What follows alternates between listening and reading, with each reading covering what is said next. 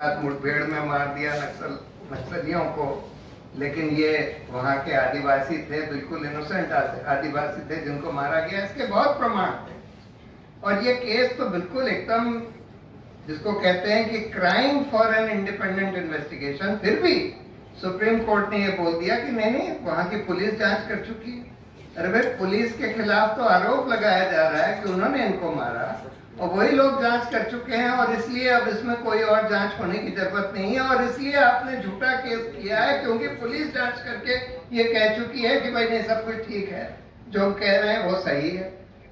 मतलब ऐसा बेहुदा जजमेंट सुप्रीम कोर्ट से आना और उसके ऊपर ऐसा फाइन लगा देना कि 5 लाख रुपए इनके खिलाफ केस भी चला दो, झूठा केस दायर करने का, इनके खिलाफ 5 लाख का फाइन भी लगा दो।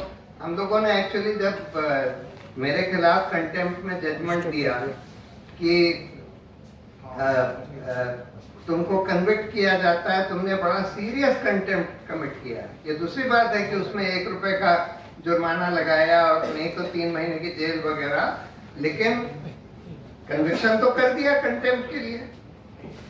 तो हम लोगों ने एक केस फाइल किया कि भाई अगर जब सुप्रीम कोर्ट कोई ओरिजिनल कंटेम्प्ट में आपको दोषी ठहराता है कोई क्रिमिनल चार्ज में, ये क्रिमिनल चार्ज है, तो उसमें कम से कम एक अपील होनी चाहिए। ये सुप्रीम कोर्ट बार बार कह चुका है कि किसी भी जने के खिलाफ अगर कोई कन्विक्शन होता है तो कम से कम एक अपील होनी चाहिए। तो हम लोगों ने एक पिटिशन फाइल करी कि भाई इसमें एक अपील तो कम से कम होनी चाहिए। तो सुप्रीम कोर्ट में ही कोई लार्जर बेंच के सामने जाए, नहीं तो कोई दूसरी बेंच के सामने जाए, एक अपील तो हो। तो उस पर अभी नोटिस इशू किया हुआ। इसी तरह से अब ये जो फाइन लगाने का सिलसिला चल गया है हम लोगों के ऊपर, हम लोगों ने एक पिटिशन फाइल करी कि भाई वो पुराने चीफ जस्टिस थे दीपक मिश्रा, उनका सीबीआई इन्वेस्टिगेशन कर रही थी क्योंकि एक मेडिकल कॉलेज स्कैम में उनका इन्वॉल्वमेंट था। तो हमने ये पिटिशन फाइल करी कि भाई सीबीआई तो सरकारी एजेंसी है, चीफ जस्टिस का इन्वेस्टिगेशन सरकारी एजेंसी करे, ये बात ठीक नहीं है। सुप्रीम कोर्ट पहले भी कह चुका है, इसलिए कोई स्वतंत्र एसआईटी का गठन होना चाहिए जो इसका इन्वेस्टिगेशन करे। वो पिटिशन सुप्रीम कोर्ट ने, और ये अरुण मिश्रा साहब जो आज ह्यूमन राइट्स कमीशन के चेयरमैन बन गए हैं उन्होंने, और इसमें ये भी थे खानविलकर साहब जिन्होंने ये जजमेंट दिया है, इन दोनों ने डिसमिस कर दी और 25 लाख का फाइन हमारे कैंपेन फॉर जुडिशियल अकाउंटेबिलिटी के ऊपर लगा दिया। अब 25 लाख की जगह 25 करोड़ भी लगा सकते थे। सवाल ये है कि इन लोगों की जो ये बेलगाम पावर है, आर्बिट्ररी पावर, कि कुछ भी कर दो, कुछ भी कह दो, कोई हमारी तो जवाबदेही है नहीं, कोई हमारे खिलाफ कोई अपील है नहीं, तो इसलिए कुछ भी कर दो। और यही किया गया इस केस में भी। ऐसा बेहुदा जजमेंट कि आप कह रहे हैं कि भाई पुलिस जिसके खिलाफ आरोप है कि उन्होंने फर्जी मुठभेड़ में लोगों को मार दिया, आदिवासियों को, कि उन्होंने ही जांच कर ली और उन्होंने बोल दिया सब ठीक है, तो इसलिए सब ठीक है, और आपने झूठा केस बनाया है और आपके ऊपर 5 लाख रुपए का फाइन लगा दिया जाता है। तो ये एक बहुत ही मतलब अजीब ट्रेंड बन गया है और बहुत सारे जजों को ये लगने लगा है, खासकर वो जज जो रिटायरमेंट के पास आते जाते हैं और जिनको कोई पोस्ट रिटायरमेंट जॉब की जरूरत होती है। जैसे अरुण मिश्रा साहब, इन्होंने हरिन पांड्या का जजमेंट दिया, हमारे ऊपर 50,000 का फाइन लगा दिया। हम लोग गए थे कि इसमें इंडिपेंडेंट इन्वेस्टिगेशन होना चाहिए। हाईकोर्ट भी ये कह चुका है कि भाई ये गुजरात पुलिस ने बिल्कुल बोगस इन्वेस्टिगेशन किया था, गलत लोगों को पकड़ लिया था। फिर भी उसको डिसमिस करके हमारे ऊपर 50,000 का फाइन लगा दिया था उस केस में। उसके बाद उन्होंने कई अहम फैसले, बिरला सहारा वगैरह सब दिया, और रिटायरमेंट के बाद ह्यूमन राइट्स कमीशन का उनको चेयरमैन बना दिया गया। पहले तो 6 महीने तक उनको अपना ऑफिशियल घर रिटेन करने दिया गया, रूल्स को सब दरकिनार करके 1 महीने के अंदर खाली करना होता है बंगला। उनको 6 महीने तक रखने दिया गया। उसके बाद उनको नेशनल ह्यूमन राइट्स का चेयरमैन बना दिया गया, ह्यूमन राइट्स कमीशन का। उसी तरह से गोगोई साहब को उन्होंने रफाल का फैसला दिया, अयोध्या का फैसला दिया सरकार के हक में, और उनको रिटायरमेंट के बाद राज्यसभा का मेंबर बना दिया गया।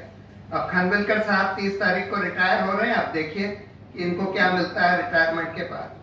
तो ये एक तरीका बड़ा प्रचलित हो गया है कि जजों को रिटायरमेंट के बाद का कोई नौकरी का लुभान देकर और उनसे जो चाहो फैसले करवा लो। और यही बात अरुण जेटली ने एक बार पार्लियामेंट में बोली थी कि the lure of post retirement jobs influences pre-retirement judgment of judges and this is a serious threat to the independence of the judiciary। और हम देख रहे हैं कि आज ये सब हो रहा है।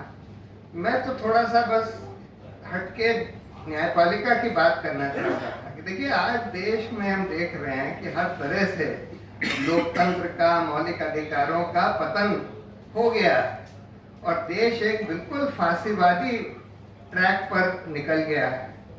ऐसी सिचुएशन में न्यायपालिका की, खासकर सुप्रीम कोर्ट की बहुत ज्यादा जरूरत होती है, क्योंकि हमारे संविधान में जो हायर जुडिशरी है, हाई कोर्ट, सुप्रीम कोर्ट, उनको दायित्व दिया गया है कि लोगों के मौलिक अधिकारों की रक्षा करना, लोकतंत्र की रक्षा करना, संविधान की रक्षा करना और कार्यपालिका और विधायिका को अपने दायरे में रखना, ये सब बहुत बड़ा दायित्व सुप्रीम कोर्ट और हाई कोर्ट को दिया गया है। लेकिन आज हम ये देख रहे हैं कि हर तरह से हमारे लोकतंत्र का हनन हो रहा है, मौलिक अधिकारों का हनन हो रहा है, संविधान की धज्जियां उड़ाई जा रही हैं। लेकिन ज्यादातर हम देख रहे हैं कि उच्चतम न्यायालय, उच्च न्यायालय मूक दर्शक बनकर इन सब चीजों को देख रही हैं और मौलिक अधिकारों की और लोकतंत्र की रक्षा नहीं कर रही। एक आध अपवाद ऐसे आते हैं, एक आध केसेस ऐसे आते हैं, जैसे मोहम्मद जुबैर के केस में अच्छा फैसला आ गया, एक आध और केसेस में अच्छा फैसला आ गया। लेकिन बाय एंड लार्ज हम ये देख रहे हैं कि आज न्यायपालिका की स्वतंत्रता बिल्कुल चरमरा गई है और ऐसा दिखाई देता है कि न्यायपालिका ने, उच्च न्यायपालिका ने, उच्च और उच्चतम न्यायपालिका ने अपने घुटने सरकार के सामने टेक दिए हैं।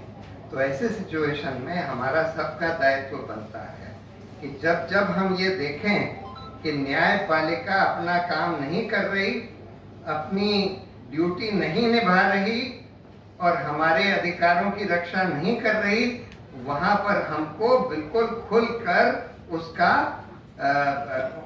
उसके खिलाफ हमको प्रोटेस्ट करना चाहिए, उनको क्रिटिसाइज करना चाहिए, बिल्कुल खुल के और जोर के करना चाहिए।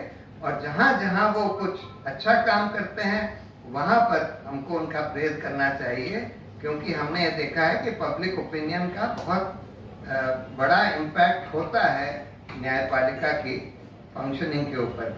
तो इसलिए बाकी तो सब बातें और लोग करेंगे, लेकिन मैं बस न्यायपालिका के बारे में ही थोड़ा बहुत कहना चाहता था। बहुत बहुत धन्यवाद।